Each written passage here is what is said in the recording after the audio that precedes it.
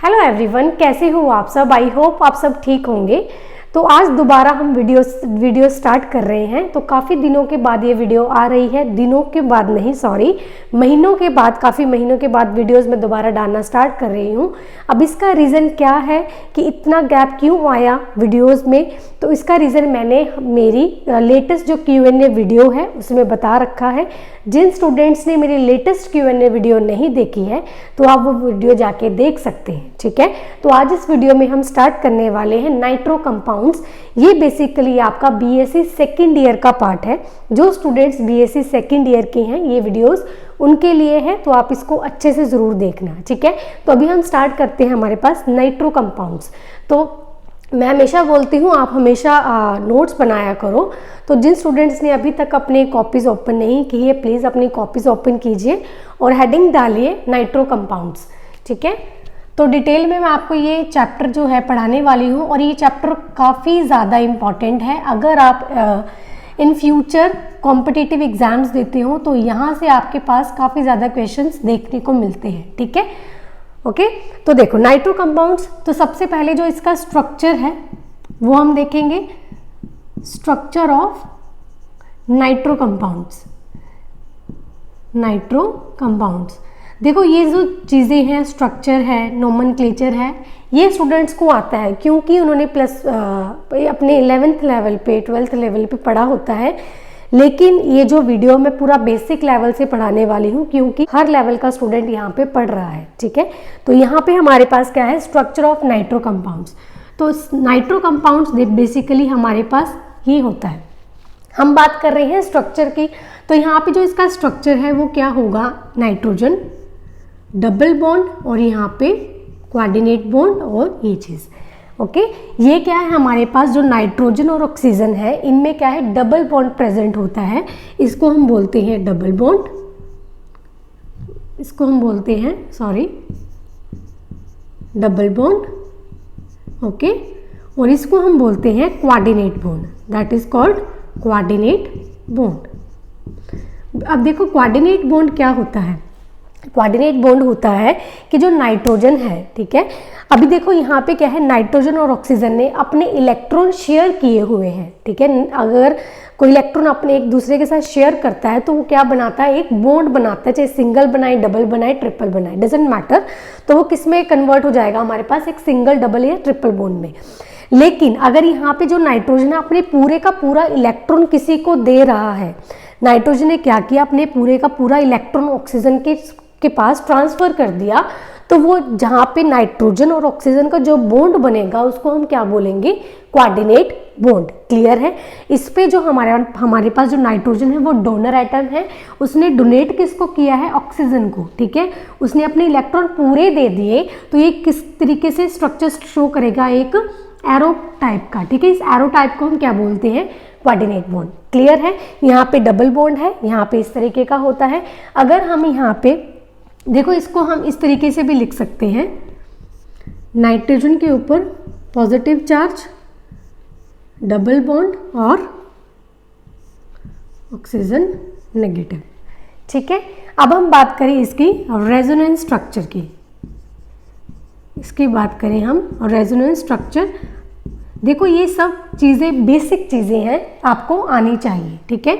यहाँ पे हमारे पास नाइट्रोजन के ऊपर पॉजिटिव, डबल बॉन्ड और डबल बॉन्ड, ऑक्सीजन के ऊपर नेगेटिव है, दैट मीन्स इसके ऊपर पूरे के पूरे इलेक्ट्रॉन्स प्रेजेंट है, यानी जो 6 इलेक्ट्रॉन्स हैं इसके ऊपर अपने हैं।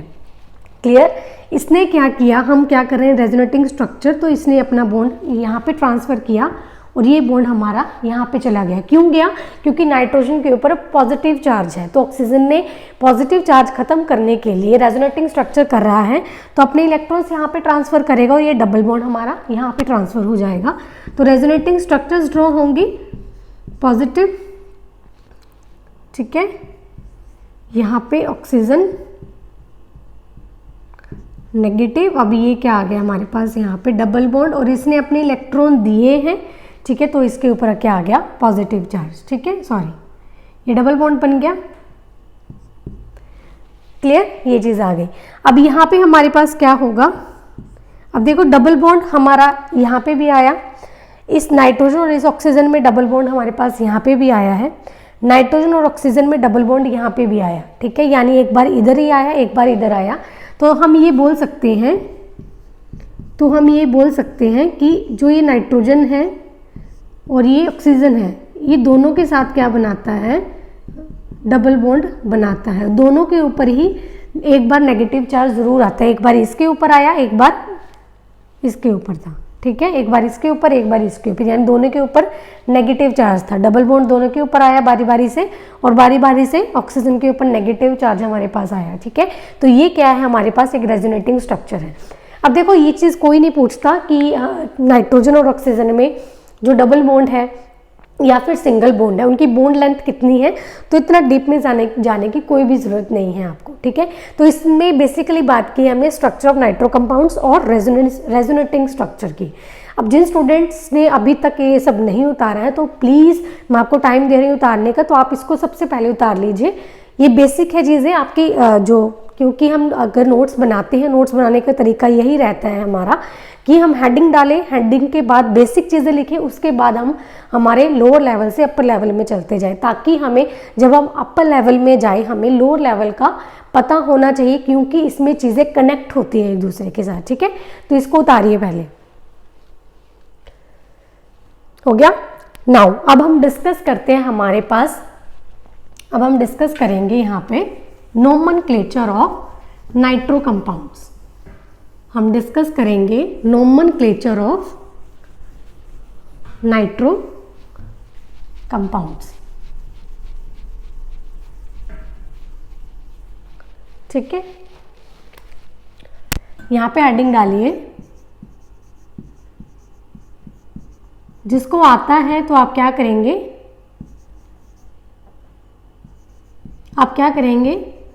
अलग अलग एग्जाम्पल्स लेंगे। ज़रूरी नहीं है जो एग्जाम्पल्स मैं यहाँ पे ले रही हूँ सिर्फ आप वही करके जाएंगे एग्जाम्स में, आपको आनी चाहिए। तो आप अलग अलग बुक्स से, ठीक है, गूगल से निकालिए, कहीं से भी निकालिए, आप उनको ट्राई कीजिए। अगर आपको समझ में नहीं आ रहा है तो आप मुझसे पूछिए, मैं नेक्स्ट वीडियो में आपको नोमेनक्लेचर वो वाले नोमेनक्लेचर कवर करवा दूंगी जिन कंपाउंड्स को आपको नेम डिसाइड करना नहीं आ रहा।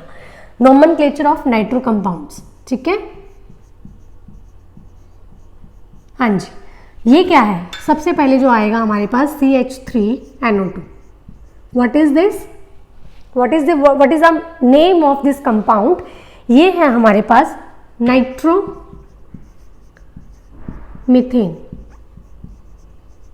It is called nitromethane. Clear?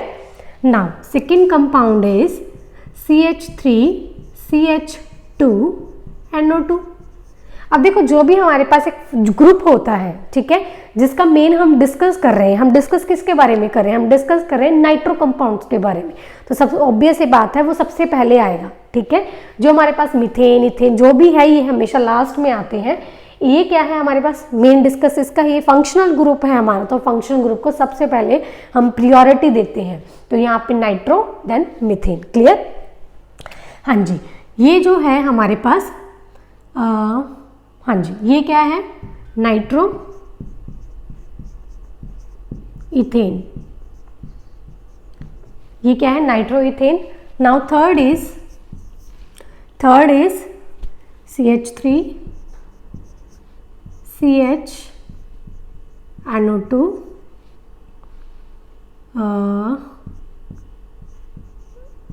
CH3, ठीक है, ये ले लेते हैं। ये क्या बन गया हमारे पास, अब हमें क्या देनी पड़ेगी, नंबरिंग 1 2 3। चाहे आप देखो, अब जो नाइट्रो कंपाउंड है हमारे पास एक फंक्शनल ग्रुप है, तो इसको हम हमेशा लोएस्ट प्रायोरिटी मिलनी चाहिए। 1 2 यहाँ से काउंट करेंगे तो नाइट्रो ग्रुप को 2 पोजीशन मिल रहा है, यहाँ से भी काउंट करेंगे तो नाइट्रो ग्रुप को 2 पोजीशन ही मिल रहा है। तो कोई मैटर नहीं करता, जहाँ मर्जी से कीजिए, लेफ्ट साइड राइट साइड दोनों, ठीक है। तो ये क्या लगेगा, 2 नाइट्रो प्रोपेन, 2 नाइट्रो प्रोपेन, ठीक है। फोर्थ एग्जाम्पल इज CH3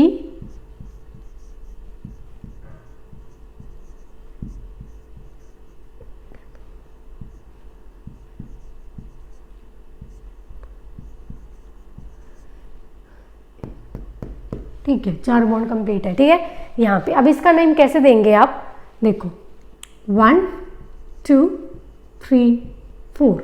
मैंने क्या बोला है, जो हमारा फंक्शन ग्रुप होता है उसको लोएस्ट प्रायोरिटी मिलनी चाहिए। 1 2 3 4 यहाँ से करेंगे तो नाइट्रो ग्रुप को 2 मिल रहा है, बट अगर आप यहाँ से कर देंगे ना तो इसको 3 मिलेगा। 1 2 3, ठीक है। मैं देख के दिखाती हूँ आपको किस तरीके से बोल रही हूँ मैं। 1 2 3 4, ठीक है। अगर हम यहाँ से कंसीडर करें तो इसको कितना मिल रहा है, 3 नंबर। यहाँ से करेंगे तो इसको कितना मिल रहा है, 2 नंबर। तो आप लोएस्ट प्रायोरिटी देनी है इसको, तो आप क्या लेंगे, ये पाथवे लेंगे 1 2 3 4। क्लियर। तो हमने यहाँ पे क्या लिखा, 2 नाइट्रो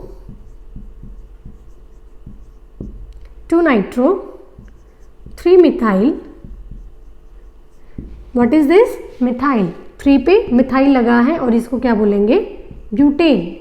4 कार्बन वाले को क्या बोलते हैं, ब्यूटेन। क्लियर, ये है, समझ में आ गया। ये हमारे पास सिंपल चेन वाले थे। अब हम डिस्कस करेंगे रिंग्स वाले, ठीक है, ताकि आपको अगर आप, मैंने बोला ना ज़रूरी नहीं है आपको ये करना है, आप ट्राई सारे करेंगे। गूगल से निकालिए, बुक्स हैं आपके पास, बुक्स में काफ़ी सारे दिए होते हैं, गूगल में जाने की ज़रूरत नहीं है, ठीक है। तो आप वहाँ से निकालेंगे, आपको प्रायोरिटी आपकी यही रहेगी। अगर आपको नहीं आ रहे हैं तो आप मुझे पूछिए, कमेंट सेक्शन में पूछिए, मैं नेक्स्ट वीडियो में आपको कवर करवा दूँगी। क्लियर है। तो अब हम डिस्कस करते हैं रिंग वाले। ये रिंग है, रिंग के ऊपर मैंने लगा दिया NO2। ये क्या बनेगा, नाइट्रो बेंजीन। मैंने क्या बोला है, ये हमारा मेन है, ठीक है, इसको हमने पहले नंबर देना है नाइट्रो। ये क्या है, बेंजीन, नाइट्रो बेंजीन, ठीक है। अब हम देंगे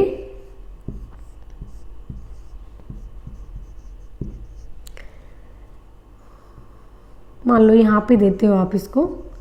अब देखो, मान लो मैं इसको ना लगाऊं, मैंने नहीं लगाया इसको, इसको क्या बोलते हैं पूरे को, इसको बोलते हैं टॉलिन, ठीक है।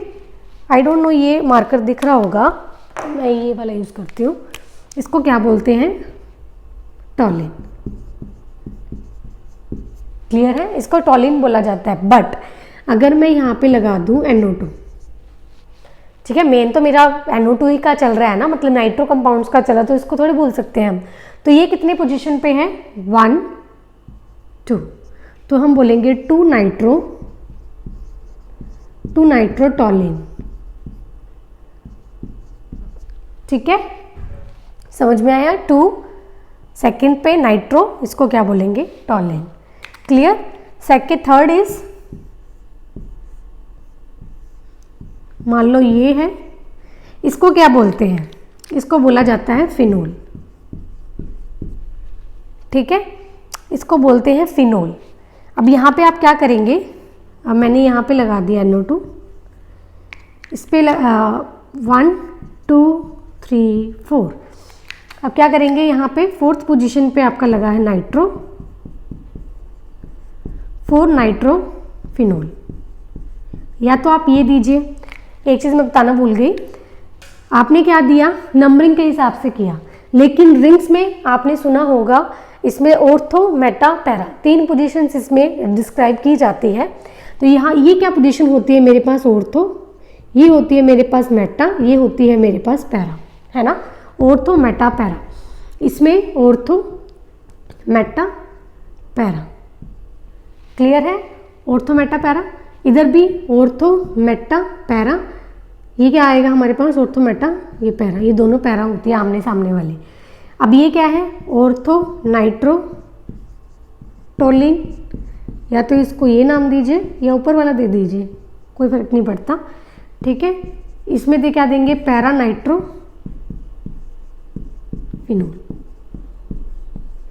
ठीक है, दैट्स इट।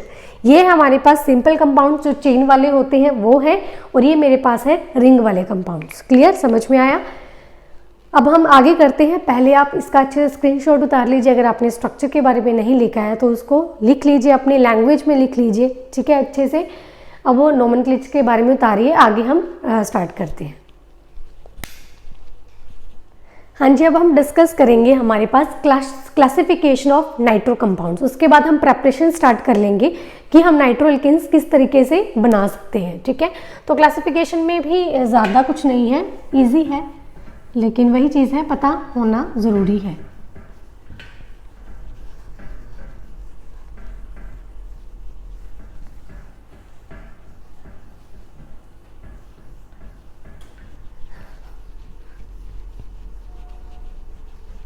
हाँ जी, तो लिखिए, हेडिंग डालेंगे क्लासिफिकेशन ऑफ नाइट्रो एल्केन्स। ठीक है, देखो क्लासिफिकेशन क्या होती है कि हमारे पास जो नाइट्रो एल्केन्स है वो कितने टाइप के हो सकते हैं। Nitro alkanes, okay. अब देखिए, अब देखेंगे यहाँ पे R, CH2 और NO2, एक तो ये चीज़ है। दूसरा है हमारे पास C, यहाँ पे R, यहाँ पे R, H, NO2। तीसरा है ये, सॉरी सेकंड है ये, और थर्ड मेरे पास ये। ठीक है, तो यहाँ पे क्या है, देखो जो नाइट्रो ग्रुप होता है ये, ठीक है, जो ये नाइट्रो ग्रुप होता है ये किसके साथ अटैच है, एक CH2 के साथ। अब ये जो नाइट्रो ग्रुप है जिस ग्रुप के साथ अटैच है, ठीक है, जिस कार्बन ग्रुप के साथ ये अटैच है, अगर उसके साथ जो ये अल्काइल ग्रुप लगा है, अगर ये एक लगा है तो उसको हम बोलेंगे प्राइमरी नाइट्रो एल्केन्स। ठीक है, अगर ये जो नाइट्रो है जिस ग्रुप यानी CH ग्रुप के साथ, CH2 ग्रुप के साथ लगा है, अगर उसके साथ एक ही अल्काइल ग्रुप अटैच है तो उसको हम नाम देंगे प्राइमरी नाइट्रो एल्केन्स। यानी यहाँ पे क्या आ गया, प्राइमरी, दैट मीन्स यहाँ पे CH2 के साथ एक ही यानी अल्काइल ग्रुप अटैच है। अगर इसके साथ मेरे पास 2 R ग्रुप यानी 2 अल्काइल ग्रुप अटैच होंगे तो हम इसको बोलेंगे secondary nitro alkanes. Secondary nitro alkanes.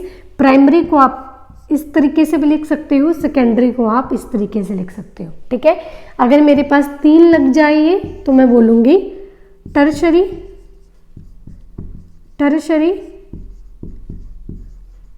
Nitro alkanes, यानी टर्शरी 3 डिग्री। ओके, तो ये सिंपल सा क्लासिफिकेशन है, इतना बड़ा कोई केन नहीं है। आप यहाँ पे कुछ भी लगा सकते हैं, CH3 लगा दो, यहाँ पे CH3, चाहे आप CH2,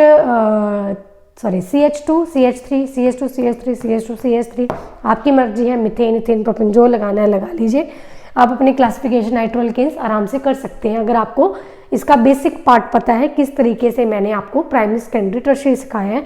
तो एग्जाम्पल कोई भी आ जाए तो आप उसका नाम डिस्टिंग्विश कर पाओगे कि ये प्राइमरी है, ये सेकेंडरी है, ये टर्शरी है। क्लियर है। अब जो मेन चीज़ आती है इसकी, यहाँ से स्टार्ट हमारे पास चैप्टर होता है, वो है प्रेपरेशन ऑफ नाइट्रो एल्केन्स। ठीक है, तो यहाँ पे आप हेडिंग डालेंगे preparation of nitro alkanes.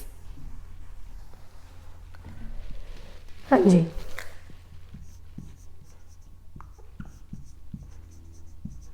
Preparation of, भाई स्पेलिंग चेक कर लेना ये। ठीक है, preparation of nitro alkanes.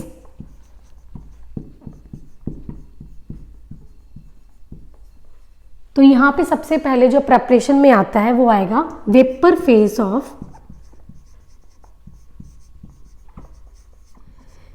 Face nitration of alkanes. ठीक है, हाँ जी, तो यहाँ पे क्या आएगा, हमें एल्केन्स की नाइट्रेशन करवानी है। सिंपल सी बात है, यहाँ पे आप एल्केन्स लेंगे, नाइट्रेशन करवाएंगे उसकी। ठीक है, और नाइट्रेशन किसके प्रेजेंस में करवानी है आपको, वेपर फेस में। वेपर फेस मतलब इसको कोई ना कोई टेम्परेचर आपको देना ही पड़ेगा। ठीक है, तो यहाँ पे देखिए हमें क्या लेना है, पहले देखो इस हेडिंग को समझो। अगर आपको ये हेडिंग समझ में आ गई तो आप रिएक्शन अपने आप भी कर सकते हैं। ठीक है, आपको क्या लेना है, सिंपल एल्केन। मान लो मैंने ये एल्केन ले लिया। ठीक है, ये एग्जाम्पल है, इसके मुझे क्या करवानी है, नाइट्रेशन। मुझे नाइट्रेशन लेनी है HNO3 के साथ। ये हो गया, बचा क्या, वेपर फेज। वेपर फेज का मतलब है यहाँ पे आपको टेम्परेचर लेना है 700 केल्विन। क्लियर। अब हमें क्या करना है, एल्केन की नाइट्रेशन, यानी आपको यहाँ से ये H को भगाना पड़ेगा। यहाँ से आपने क्या किया, RNO2 और ये वाटर बाहर, यानी क्या बन गया, नाइट्रोएल्केन। नाइट्रोएल्केन यानी एल्केन से मैंने क्या बना दिया, नाइट्रोएल्केन। अगर मुझे ये चीज़ समझ में आई तो मैं ये हेडिंग समझ में आ गई तो इससे मैं आसानी से ये चीज़ बना सकती हूँ। ठीक है। अब देखो यहाँ पे एक इसका एक लिमिटेशन होता है। ठीक है, इस रिएक्शन का लिमिटेशन है बड़ा, वो क्या है, अब ये जो रिएक्शन है हमारे पास जो स्मॉलर अल्केन्स है उसके ऊपर वैलिड है। ठीक है, अगर ये स्मॉलर अल्केन ले रहे हैं दैट मीन्स यहाँ पे आप मिथेन ले लो, इथेन ले लो, लेकिन अगर आप हायर अल्केन्स की तरफ जाते हैं तो यहाँ पे इसके क्या बनने लग जाते हैं, ऑल पॉसिबल आइसोमेरिक प्रोडक्ट्स बनने लग जाते हैं, जिनको सेपरेट आउट करना बहुत ज़्यादा मुश्किल होता है लेबोरेटरी में।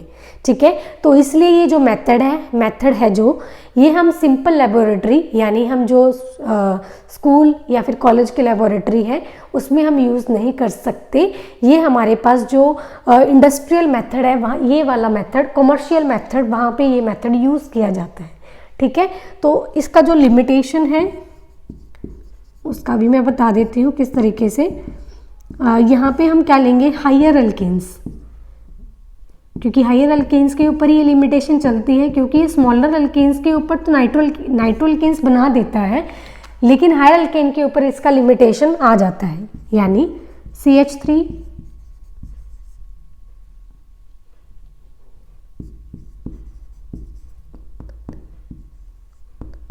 ठीक है, ये मैंने क्या लिया, प्रोपेन, इट इज प्रोपेन। ठीक है, अब देखिए यहाँ पे HNO3 लेना है, कंडीशंस वही रहेंगी, यहाँ पे जो टेम्परेचर है 673 केल्विन हो जाएगा। ठीक है, यहाँ पे टेम्परेचर इससे मुझे 673 देना पड़ा। अब यहाँ पे पॉसिबल आइसोमेरिक प्रोडक्ट्स क्या बनेंगे, CH3 CH2 CH2 NO2। ठीक है, ये बन गया, ये बनता है हमारे पास 40%, ये बनता है 40%। Okay, next is CH3 CH, एक बारी यहाँ लग जाए CH3, एक ये बनता है, ये मेरा बनेगा 25%, 25%। ठीक है, तीसरा आइसोमेरिक प्रोडक्ट्स क्या बनेगा, CH3 CH2 NO2, ये बनता है 10% के करीब बनता है। ठीक है, और उसके बाद CH3 NO2। ठीक है, ये और कुछ प्रोडक्ट बनता है, ये स्मॉलर सा कुछ प्रोडक्ट बनेगा, मुझे एग्जैक्ट याद नहीं, ये एग्जैक्ट मुझे याद है 40, 25 और 10%, ये नहीं याद है। ठीक है, वो आप अपनी शायद दे रखा होगा बुक्स में तो आप देख सकते हैं। तो यहाँ पे क्या है, ऑल पॉसिबल आइसोमेरिक प्रोडक्ट्स बनने लग जाते हैं। यहाँ पे 1 2 3 4 प्रोडक्ट्स हमारे पास बने हैं। अब देखो, अगर ये लेबोरेटरी में बनाने चले, ये वाला मेथड अगर हम हायर एल्केन्स अगर हम लेबोरेटरी में बनाए तो इनको सेपरेट आउट करना बहुत ज़्यादा मुश्किल हो जाता है। क्यों, सपोज मुझे ये चाहिए, मुझे इन कंपाउंड्स की ज़रूरत नहीं है। ठीक है, अब इन सारे कंपाउंड्स में से मुझे ये सेपरेट आउट करना बहुत ज़्यादा मुश्किल है, मेरी कॉस्ट ही काफ़ी ज़्यादा हो जाएगी। ठीक है, इसको सेपरेट आउट करना, तो ये जो मेथड है हम लेबोरेटरी में नहीं यूज़ करते। ये जो मेथड है हमारे पास कमर्शियल लेवल पे ये मेथड यूज़ किया जाता है। क्लियर है, इसका लिमिटेशन, सबसे बड़ा लिमिटेशन ये, अगर आपको एग्जाम में पूछा जाता है तो आप दे सकते हैं। ठीक है, ये रहा हमारे पास first method of preparation of nitroalkanes. Clear, अब हम चलेंगे हमारे पास सेकंड की तरफ, बट सबसे पहले आप ये चीज़, जो भी स्टोरी मैंने इसके रिलेटेड बताई है वो आपने चाहे हिंदी में लिखो, पंजाबी, इंग्लिश, जो भी आपको भाषा आती है वो आप लिख लेना ज़रूर। ठीक है, ताकि जब भी आप रिवाइज करो चीज़ें तो आपके दिमाग में पहले से ही बैठी हो। ठीक है, तो आप ये कीजिए। सेकंड मेथड हम स्टार्ट करते हैं। हाँ जी, हम अब मेथड स्टार्ट करते हैं। हमारे पास दूसरा और तीसरा सब जो इम्पॉर्टेंट मेथड्स कितने हैं, इसके 3 ही हैं। तो यहाँ पे मैं 3 मेथड्स करवाऊंगी, ठीक है। तो सबसे पहले हमने किया vapour phase of nitration of alkanes. अब हम स्टार्ट करेंगे हमारे पास सेकेंड मेथड, जो कि है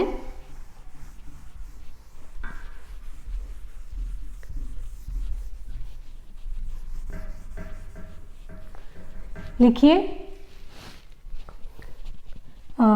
action of silver nitrate on alkyl halide. ये है हमारे पास सेकंड मेथड, ठीक है। तीसरा मेथड कौन सा है? ऑक्सीडेशन ऑफ एमीन, ठीक है। तो 1 बाय 1 इसको डिस्कस करते हैं। सबसे पहले हम डिस्कस करेंगे हमारे पास सेकंड मेथड। तो सेकंड मेथड में हमारे पास क्या है? Action of silver nitrate. देखो, अगर आपको ये हेडिंग समझ में आई है तो रिएक्शन आप आसानी से बना सकते हैं। आपको क्या लेना है? Alkyl halide. देखो, action of silver nitrate on alkyl halide, तो सबसे पहले आपको अल्काइल हैलाइड लेना है। दैट मीन्स ये, यानी कोई भी जो हमारे पास अल्केन है, ठीक है, अल्केन है, अगर उस अल्केन में से, छोड़ो इसमें समझा ही देती हूँ। यहाँ पे ये क्या है हमारे पास? मीथेन, इसको मीथेन बोलते हैं। अगर इसमें से एक हाइड्रोजन मैं हटा दूं,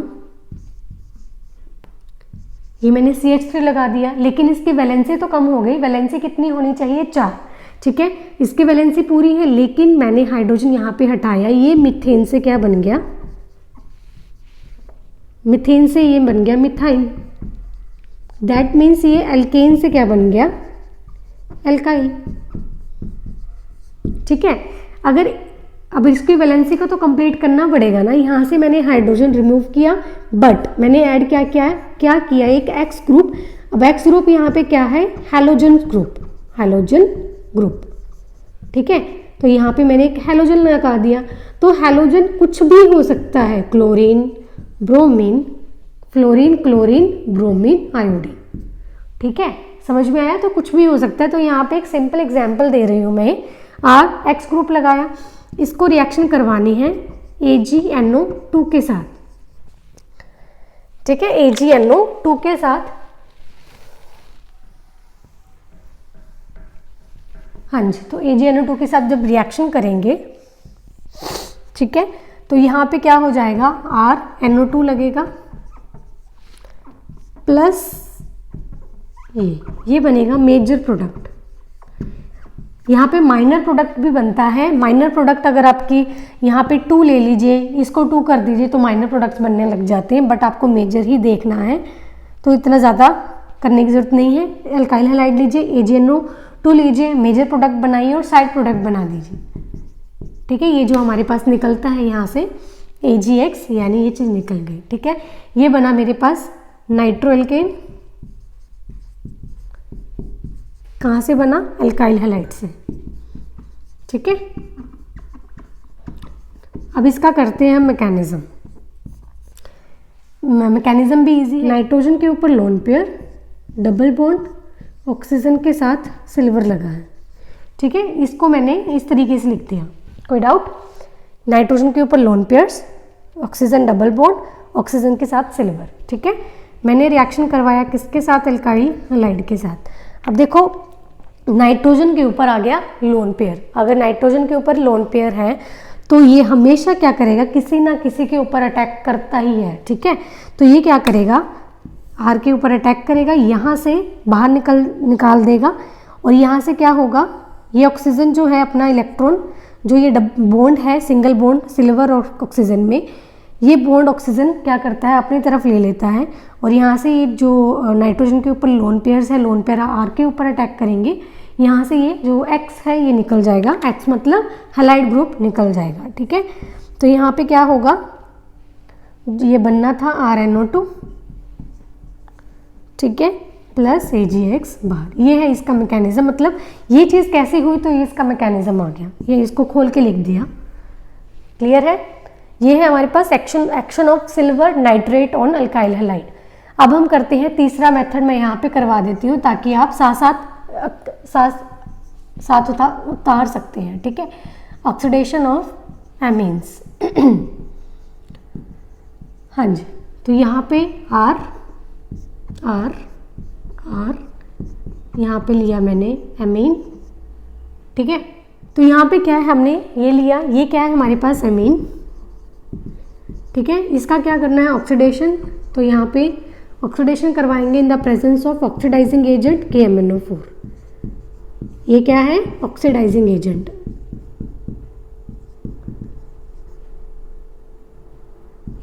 ठीक है। तो ये चीज़ है। यहाँ पे क्या बनेगा, कार्बन R R R, यहाँ पे NO2, ये बन गया नाइट्रो एल्केन या फिर टर्शरी नाइट्रो एल्केन बोल दो, ठीक है। ये वाला मेथड हमारे पास क्या है, सीधा ऑक्सीडेशन ऑफ अमीन। ओके, अब स्टार्ट आगे करते हैं। सबसे ये था हमारे पास इम्पॉर्टेंट पार्ट।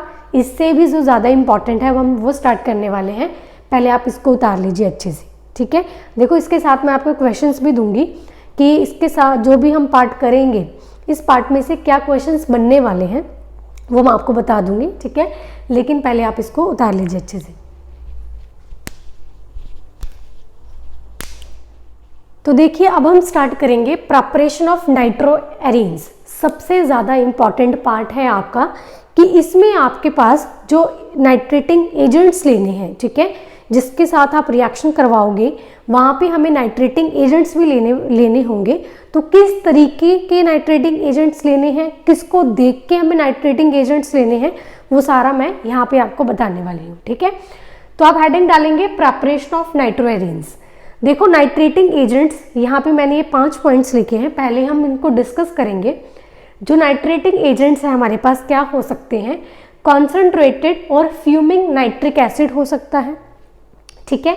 सेकंड है मिक्सचर ऑफ कॉन्सेंट्रेटेड और फ्यूमिंग नाइट्रिक एसिड, ये एंड इसके साथ आपको क्या लेना है, कॉन्सेंट्रेटेड सल्फ्यूरिक एसिड आपको लेना है।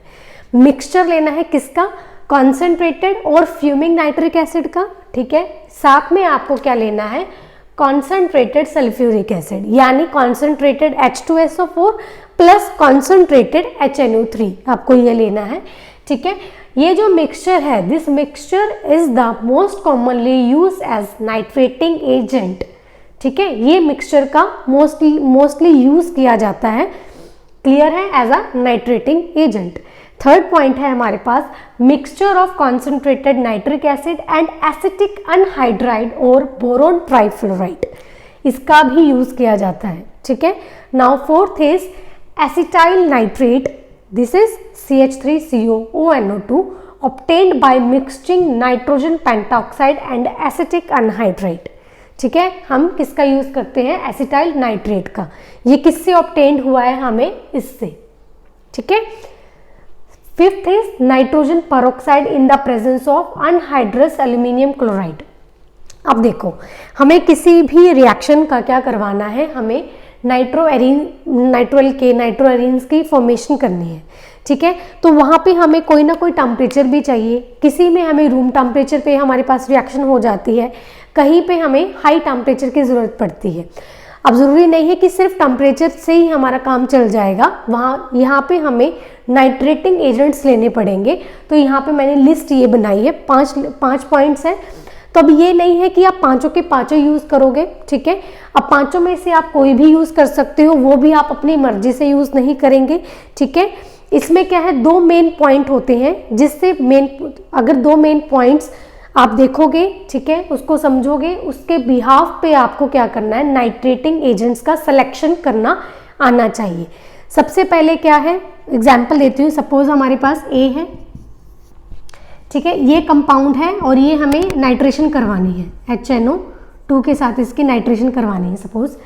अब देखो, जो हमें नाइट्रेटिंग एजेंट हमें लेना है, ये जो रिएक्शन हमारे पास रूम टेम्परेचर पे चल रही है, बट हमें ये नाइट्रेटिंग एजेंट हमें लेना है इन पांचों में से। तो कौन सा लेंगे, देखो ये इस चीज़ पे डिपेंड करता है कि हम कौन से कंपाउंड को किस कंपाउंड के साथ रिएक्शन करवा रहे हैं, यानी जो एक कंपाउंड है इसके नेचर पे डिपेंड करेगा, यानी किस कंपाउंड की हम नाइट्रेशन करवा रहे हैं उसका नेचर किस तरीके का है, इसको देख के प्लस कितने जो आपका कंपाउंड यहाँ पे बनेगा, ठीक है, जो भी आपका कंपाउंड यहाँ पे बनेगा, इसके ऊपर आपको कितने नंबर ऑफ नाइट्रो ग्रुप्स चाहिए, 1 चाहिए, 2 चाहिए, 3 चाहिए, ठीक है।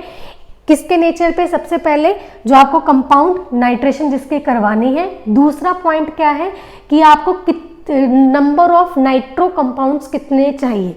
इन 2 का नेचर अगर आपको पता चल गया तो आप यहाँ पे ये जो नाइट्रेटिंग एजेंट है इनको देख के आप ये चीज़ यूज़ करेंगे, ठीक है। इसकी मैं आपको एग्जांपल बताती हूँ किस तरीके से। देखो ये जो 5 पॉइंट है बहुत ही ज़्यादा इम्पॉर्टेंट है, तो आप इसको अच्छे तरीके से अपना अलग पेन यूज़ करें, जिस मर्जी से तरीके से आप इसको यूज़ करें, ठीक है। और आपको पता होना ज़रूरी है। क्लियर? 2 नेचर आपको पता चल गया किस तरीके से। अब देखो सपोज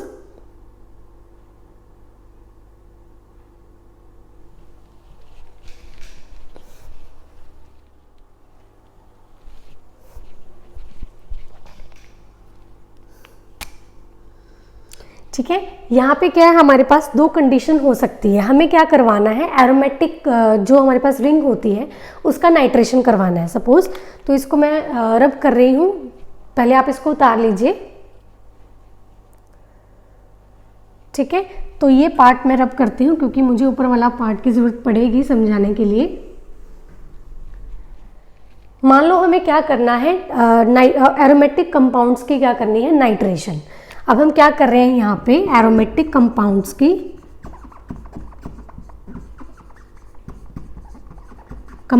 क्या कर रहे हैं, नाइट्रेशन। तो इसमें हमें जो नाइट्रेटिंग एजेंट है किस तरीके से यूज़ करना है वो मैं आपको सिखाऊंगी। सपोज आपके पास क्या है, एक एरोमेटिक ग्रुप है और इन एरोमेटिक ग्रुप के ऊपर आपके पास एक इलेक्ट्रॉन रिलीजिंग ग्रुप लगे हुए हैं। फॉर एग्जाम्पल CH2 लगा है, OH ग्रुप लगा है, CH3 ग्रुप लगा है। ये क्या है, एक ऐसे ग्रुप हैं जो रिंग को क्या करते हैं, एक्टिवेट करते हैं। ऐसे ग्रुप्स जो रिंग को एक्टिवेट करते हैं, ठीक है। तो यहाँ पे जो आपको नाइट्रेटिंग एजेंट है कैसे लेना है, यहाँ पे जो टेम्परेचर है कितना रिक्वायर्ड है वो मैं आपको बता देती हूँ। तो यहाँ पे रिंग लिया, एक्टिवेट ग्रुप, यानी ये रिंग है, रिंग के ऊपर आपका OH लगा है, NH3 लगा है, CH3 लगा है, ठीक है। इन तीनों में से कोई भी लगा है। ये रिएक्शन आपका रूम टेम्परेचर में हो जाएगा, ये रिएक्शन आपकी रूम टेम्परेचर में हो जाएगी। और यहाँ पे या तो आप कॉन्सेंट्रेटेड HNO3 यूज़ कर सकते हैं, ठीक है। मोस्टली कॉन्सेंट्रेटेड HNO3 यूज़ किया जाता है, बट कई रिएक्शंस में यहाँ पे डाइल्यूट HNO3 भी यूज़ कर लेते हैं, ठीक है। आप ये कर लीजिए, बट कई रिएक्शंस में डाइल्यूट HNO3 भी यूज़ कर लेते हैं, ठीक है। अब यहाँ पे सपोज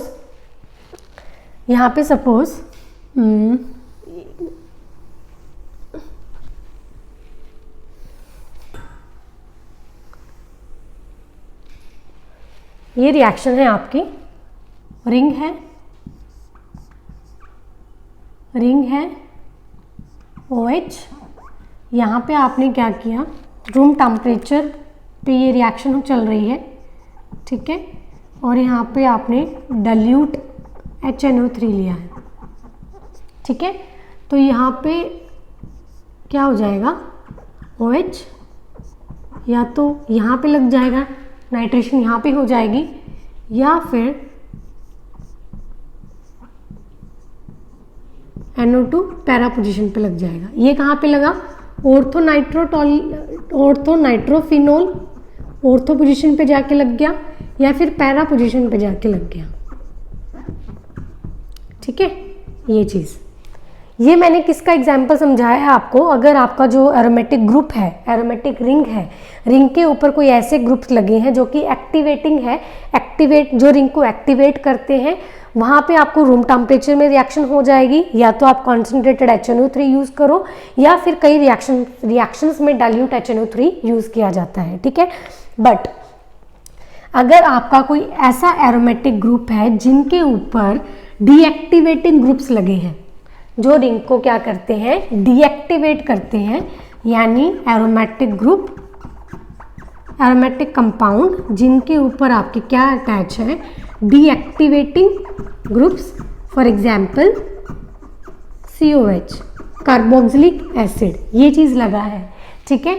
तो वहाँ पे आपके पास हाई टेम्परेचर लेना पड़ेगा, आपको क्या है, हाई टेम्परेचर लेना पड़ेगा, और मिक्सचर ऑफ नाइट्रेटिंग एजेंट्स लेने हैं, मिक्सचर ऑफ नाइट्रेटिंग एजेंट आपको यहाँ पे लेने पड़ेंगे, ठीक है। फॉर एग्जाम्पल ये रिंग है, सिंपल बेंजीन रिंग, सॉरी, ये आपकी एक सिंपल बेंजीन रिंग है। यहाँ पे मैंने लिया कॉन्सेंट्रेटेड HNO3, मिक्सचर लेना है ना, यहाँ पे लिखा है मैंने, प्लस साथ में आपको कॉन्सेंट्रेटेड सल्फ्यूरिक एसिड और 328 केल्विन, हाई टेम्परेचर आपको लेना है। हाई टेम्परेचर लिया, मिक्सचर लिया नाइट्रेटिंग एजेंट का, concentrated HNO3, concentrated sulphuric acid, ठीक है। तो यहाँ पे हमारे पास क्या बनेगा, NO2 लग जाएगा, इसको बोलेंगे नाइट्रोबेंजीन, ठीक है। अगर हम यहाँ पे ले लें concentrated HNO3 plus concentrated sulphuric acid, और यहाँ पे आपके पास टेम्परेचर आप बढ़ा दें 373 केल्विन कर दे, तो यहाँ पे आपके पास क्या बनेगा, NO2 और NO2, 2 NO2 लग जाएंगे, एक तो ऑर्थो पे एक पैरा पोजीशन पे, ठीक है। ऑर्थो और पैरा पोजीशन पे 2 लगे हैं, तो यहाँ पे हम क्या बोलेंगे, डाई नाइट्रो कंपाउंड्स आपके बन गए, ठीक है। तो इस तरीके से आपके पास होती है एरोमेटिक कंपाउंड्स। अगर एरोमेटिक कंपाउंड के डीएक्टिवेटिंग ग्रुप लगे हुए तो आपको ये कंडीशंस लेनी है, अगर एक्टिवेटिंग ग्रुप्स लगे हैं तो आपको ये वाली कंडीशन, ऊपर वाली कंडीशन लेनी है, ठीक है। नाउ हम डिस्कस करते हैं इसका मैकेनिज्म। इसको सबसे पहले आप उतार लीजिए। तो देखिए अब हम करेंगे मैकेनिज्म ऑफ नाइट्रेशन, जो अभी हमने किया है उसका हम मैकेनिज्म करेंगे।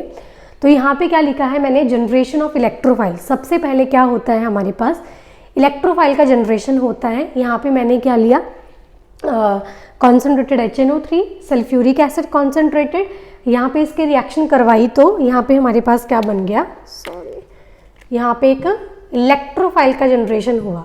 ये क्या है हमारे पास, nitronium ion, that is called electrophile, ठीक है। ये इलेक्ट्रोफाइल है। अब इस इलेक्ट्रोफाइल का हम क्या करवाएंगे, फॉर्मेशन ऑफ कार्बोकेटाइन आयन।